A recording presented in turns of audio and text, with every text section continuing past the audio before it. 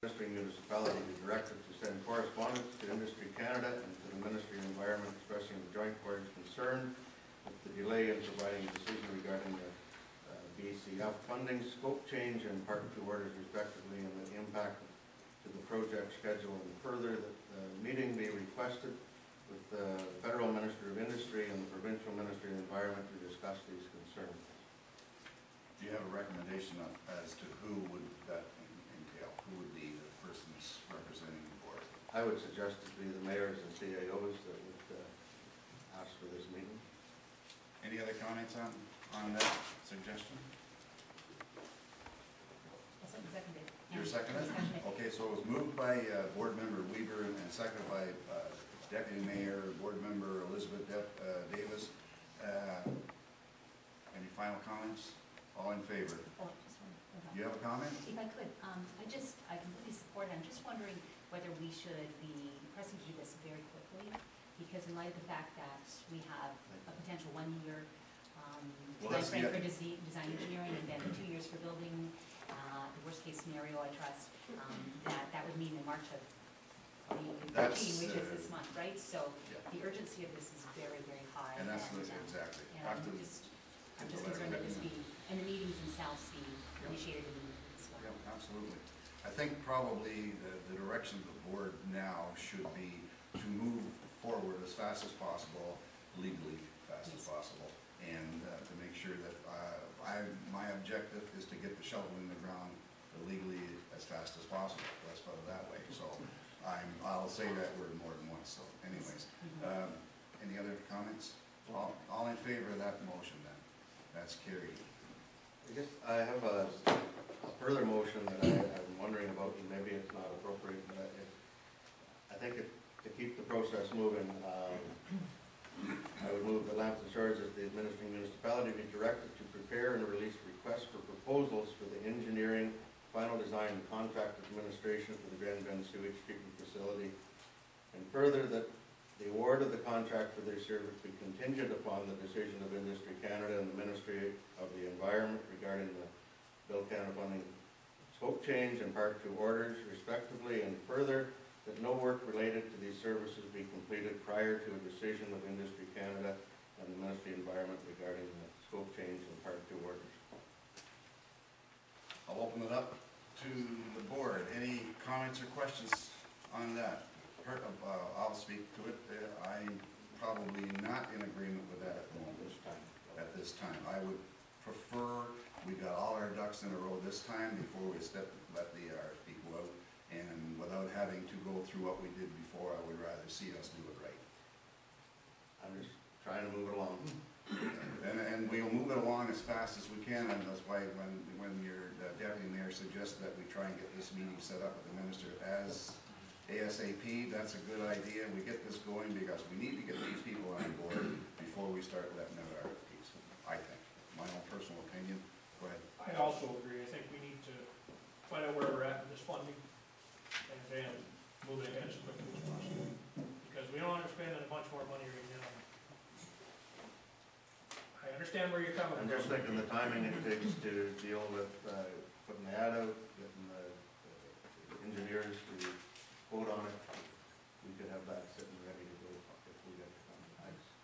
I'm willing to withdraw that motion at this time, but we'll be putting it back in as soon as we can. Absolutely, and I agree, and that's fine. Did you have a comment? Yes, I guess I was just saying that it is quite a complex process to prepare this paperwork, and I think we don't want to lead anyone to believe that we're committed to moving ahead if we don't have insurances. So I think maybe let's just wait for me.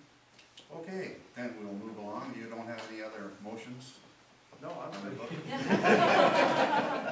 Okay, 6.5, update on the status of the new joint agreement. Members of the board, just wanted to bring you up to date that administratively the CAO and CAO, acting CAOs have met together to draft a agreement based on looking at the previous agreement and getting it updated. One of the things that we had to do through the process was also try to anticipate what the what the interests of Blue Water was, and we had indicated, and we had received some correspondence from them, so we put this into a draft agreement. We have 2 or 3 areas that we have requested some clarification from each other on. And I expect that the only reason why we don't have something to put in front of you today is because we've been dealing in order with the issues of the funding and the Part 2 orders and those types of things. So my expectation would be that we can have make sure that there's discussions occurring at councils and try to come back to council or come back to the board and the councils within a short period of time, get that in place, and hopefully it'll address some of the issues that basically it gets one of the issues out of the way in terms of putting an RFP out. So we are down to, I think we're down to the short strokes. We have a very, we're down to 2 or 3 areas. We were waiting for some engineering stuff and some numbers to come on for a potential budget down the road. We probably have to have a little discussion yet about asset management and depreciation and those types of things in being able to incorporate in the agreement. But I think if we get the other pieces out of the way, we've got a little bit of time to get the agreement signed up and back to the board within a 4 to 6 week period probably. Any other comments on that? We'll take that as information, verbal. I guess before we move along to the 6.6 here, I take note on the agenda here, there's board members noted on for Blue Water, and I don't see anybody here from Blue Water, so I'm assuming that they are not interested anymore. See that at this point in time, the process that we're dealing with, Okay, so they're that's my interested, understanding as well, I guess they're interested in maybe down the road. when we do an expansion. I said, they do still have some voting privileges on the ESR, right? So if it comes back to the table, we have to make some decisions with regards to that, then that does implicate them. Just to get it in the minutes that they're not here, I need to get that in. Okay, we will move on then to 6.6, and Michael, you said you were going to speak to that? I just wanted to bring to the board's attention that the report that's part of your agenda package wasn't signed off properly, and so an updated copy of the report is enclosed and provided. There is a small amendment to the last part of the report under the notes section that I want to bring forward to the board's attention. Okay, I guess I'll ask if Mr. Kidmer would wish to speak to that? Sure, I can speak to the report.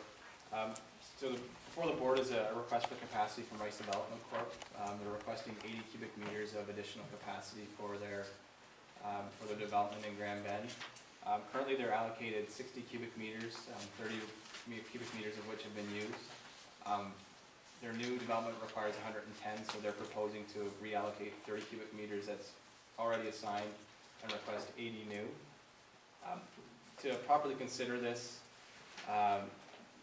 request, the board required to have a sewage capacity allocation calculation, or to understand what the reserve capacity was in the plant. Over the past several weeks, Mr. Giberson and I have discussed the calculation and the presentation of the information, and I would say that at the staff level we're in agreement on the data that's presented before the board today. What it shows is that in the facility as a whole, there remains 172.2 cubic meters per day of reserve capacity available to be allocated to development. So the request is before the board whether or not the board will support and allocate this capacity to Rice Development Corp. Any questions, comments? I'll ask the clerk here to read that signed agreement. Under the amended revised report, under the notes, the specific allocations in the current lagoon facility remain contested, and this option has been developed for the joint board of management without precedent or prejudice.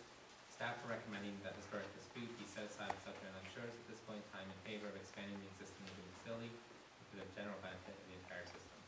So having said that, a motion will be needed to accommodate the request that's being proposed by our officials. Okay, there's a 6.6 on Miss Valley Lambton Shores, this copy here, Brent? Yes,